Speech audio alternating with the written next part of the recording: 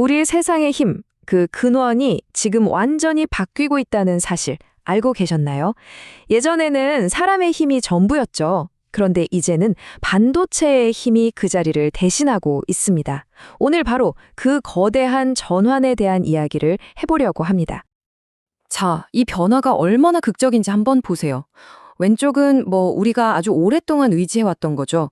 바로 사람의 힘, 육체적인 힘, 우리가 배운 기술, 그리고 우리 머릿속 기억 말이에요. 근데 오른쪽을 한번 볼까요? 와, 이제는 차원이 다릅니다. 눈 깜빡할 사이에 수십억 번 계산하는 연산 능력, 어마어마한 정보를 꿰뚫어보는 데이터 처리, 심지어 사람처럼 배우는 인공지능까지. 이 모든 게 바로 반도체의 힘에서 나오는 겁니다. 좋습니다. 그럼 이 엄청난 변화가 구체적으로 우리 삶을 어떻게 바꿨을까요? 오늘 세 가지 큰 흐름을 짚어볼 건데요. 그 첫 번째는 바로 노동입니다. 일한다는 것의 의미 자체가 완전히 달라졌거든요. 이걸 보면 정말 재밌어요. 도구의 역할이 어떻게 변했는지 딱 보이거든요. 옛날에 망치나 주판 같은 건 어땠어요? 그냥 우리가 하는 일을 좀 더 편하게 도와주는 정도였죠. 근데 지금은요? 컴퓨터의 뇌라고 할 수 있는 CPU나 그래픽카드에 들어가는 GPU 같은 것들은 이건 그냥 돕는 수준이 아니에요.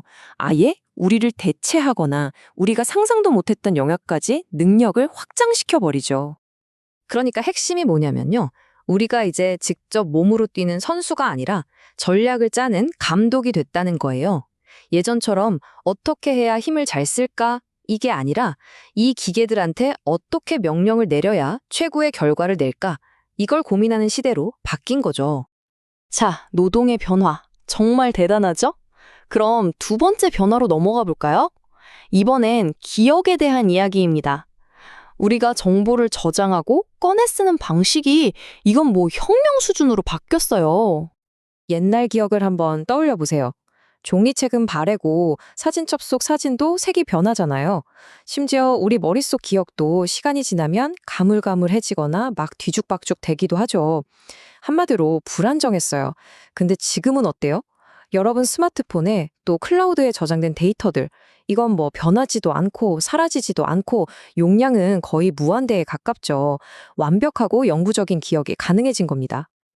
이게 얼마나 대단한 거냐면요. 인류가 지금까지 쌓아온 모든 지식, 그러니까 도서관 수천, 수만 개를 합친 것보다 더 많은 정보를 이제는 아주 작은 공간에 다 담을 수 있게 됐다는 뜻이에요. 정말 어마어마하죠. 이게 무슨 SF 영화 얘기가 아니고요. 실제로 일어나고 있는 일입니다. 바로 반도체 패키징 기술. 그러니까 더 작은 칩 안에 더 많은 걸 꾹꾹 눌러 담는 기술이 눈부시게 발전했기 때문이에요. 말 그대로 인류의 모든 지혜가 우리 손바닥 안으로 들어오고 있는 거죠. 자, 이제 마지막 세 번째 변화입니다. 이건 어쩌면 앞에서 얘기한 두 가지보다 훨씬 더 근본적인 변화일 수 있어요. 바로 판단의 영역입니다. 의사결정의 주체가 사람의 경험에서 기계, 데이터 분석으로 넘어가고 있거든요. 옛날엔 어땠나요? 이건 내감인데, 내 경험상 이게 맞아 하면서 장인의 직관이나 선배의 경험에 기댔죠. 물론 훌륭하지만 주관적이고 실수할 가능성도 있었어요. 하지만 지금은요?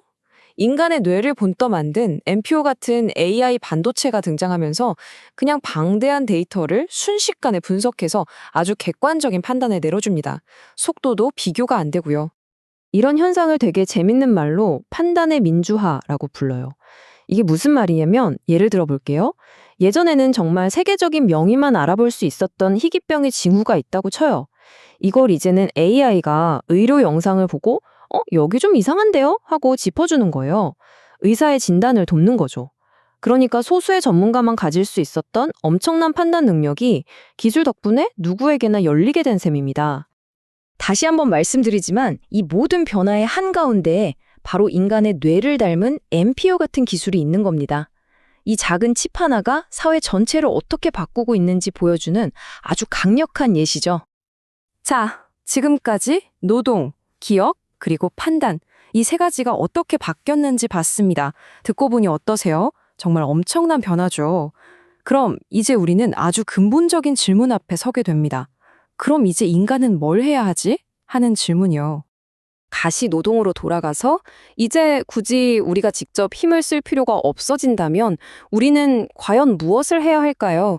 기계가 거의 모든 일을 대신해주는 세상에서 인간이 한다는 것의 의미는 뭘까요?